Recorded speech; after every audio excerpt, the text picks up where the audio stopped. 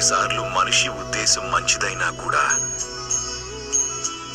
కేవలం భయం కారణంగా వాళ్ళు తప్పుడు నిర్ణయాలు తీసుకుంటారు.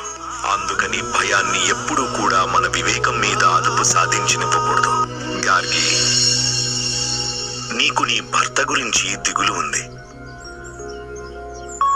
కానీ మళ్ళీ భయానికి లోనయ్యి నువ్వు ఇది నమ్మేశావు. శివ భగవానుడు ఆగ్రహించాడని అంటే పరమపిత అయిన పరమేశ్వరుడు అంత క్రూరుడా? ఆయన తన బిడ్డలకి అంత హాని కలిగిస్తారా?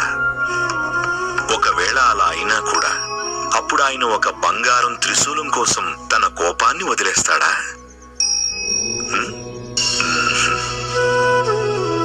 అలాంటి ఆలోచనలు భగవంతుడికి చేరువగా కాదు, మనిషిని భగవంతుడికి మరింత దూరంగా చేస్తాయి. కొన్ని